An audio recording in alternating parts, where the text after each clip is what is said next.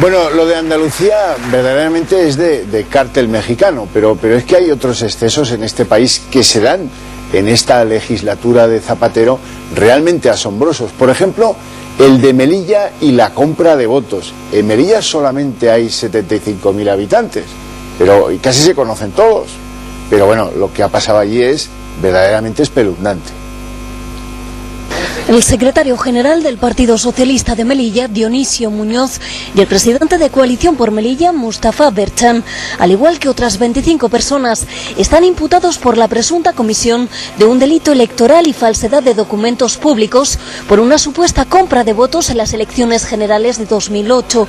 Los inculpados habrían comprado el voto por correo de cientos de parados melillenses a cambio de un puesto de trabajo en los planes de empleo de la delegación. Pero lo que en un principio afectaría solo a los socialistas melillenses parece expandirse hasta la sede central gracias a un nombre, Nordin Abdellah.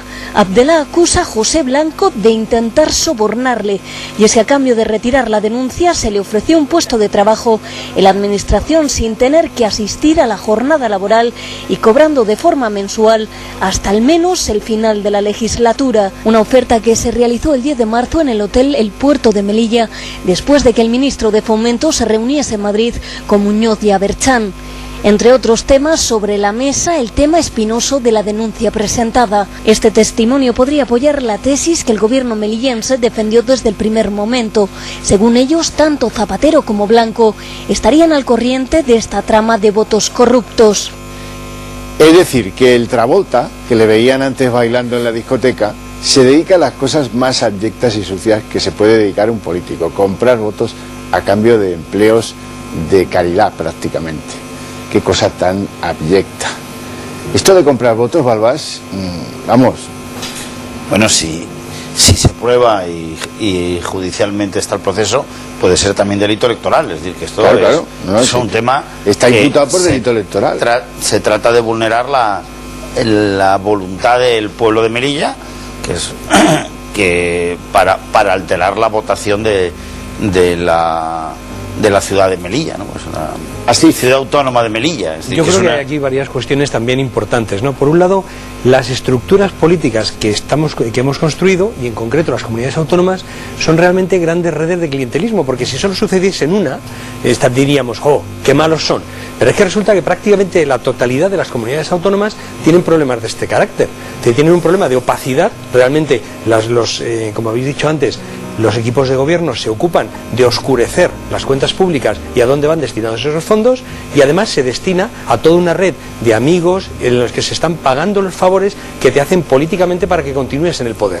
Esto me parece que demuestra varias cosas. En primer lugar, demuestra que necesitamos dotarnos de un poder judicial y de unas fuerzas de orden público que efectivamente podemos suponerle y darle el beneficio de la duda, pero que muchas veces nos sorprenden por las implicaciones políticas que tienen, en donde no podríamos esperarlas. Jueces, policías o fiscales que actúan al dictado del señorito de turno, del político de turno.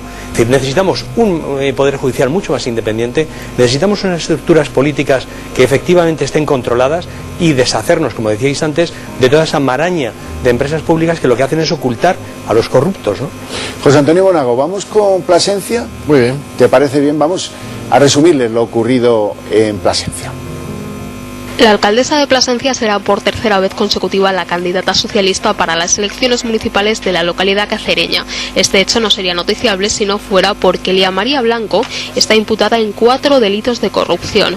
Una contradicción más en el seno del Partido Socialista, que ha dicho una y otra vez que no llevará en sus listas a ningún imputado ni condenado por corrupción. La lista de Elia María Blanco consiguió primero el respaldo de la Ejecutiva Provincial del Partido Socialista y se presentó a unas primarias que ganó por 41 votos. Ganó a pesar de que tanto ella como 4 de sus actuales concejales están imputados por graves delitos de corrupción, prevaricación, tráfico de influencias, malversación de caudales públicos y exacciones fiscales. Supuestamente se favoreció a un constructor, también militante del Partido Socialista, en 7 obras de la ciudad.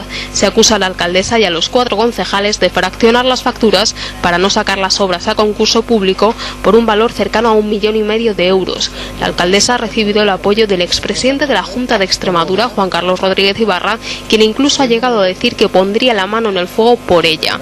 Su sucesor, Fernández Vara, ha sido más prudente y ha dicho que esperará la resolución judicial para tomar medidas. ¿Qué es lo que te parece? Bueno, lo de Ibarra, es normal, acompañó a Vera y a Barrio Nuevo cuando ingresaron en prisión, o sea, ingresaron en prisión y lo acompañó, pero bueno, ya está jubilado, lo vamos a dejar descansar. Pero el actual presidente de la Junta de Extremadura, el señor Fernández Vara, dijo que no iba a llevar en sus listas a ningún imputado. De momento va esta alcaldesa, que es la de Plasencia, y 9 personas en total en ese ayuntamiento, pero hay más imputados en Extremadura, en ambas provincias.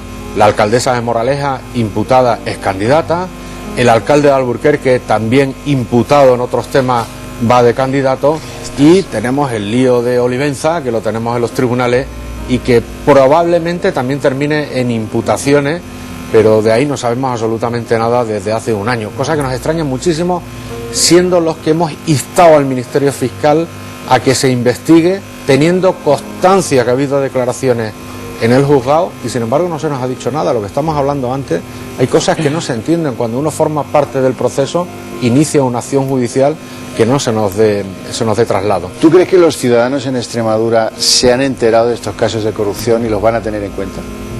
De algunos sí, de otros no. De otros, por ejemplo, este último, que son 13 millones de euros en subvenciones públicas a un grupo de empresarios que no han creado el empleo y que se han quedado con 65.000 metros cuadrados del mejor suelo industrial de la localidad de Olivenza, probablemente todavía no se han enterado. Pero yo les garantizo que se van a enterar, porque este es dinero del pueblo extremeño y del pueblo español, que hay incentivos del Estado. Y esa es nuestra obligación como oposición.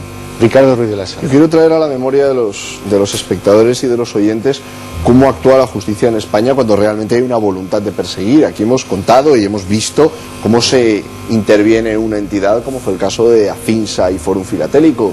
Hemos visto cómo se hace una entrada y registro en una entidad bancaria. Hemos visto cómo se practican detenciones con geos descolgándose, acuérdate, Xavier, con geos descolgándose por el techo de una casa para detener a una señora. Por lo cual nos tenemos que plantear no tanto una falta de medios o una incapacidad de perseguir el delito, sino una falta de voluntad. Yo aquí estoy muy preocupado por la Fiscalía y en algunos casos también por la cuestión de los responsables políticos. Llega un momento en el que incluso por la dejación a la hora de incumplir sus propias promesas, ¿no?, llevando candidatos imputados en las listas. Y sin Andreu.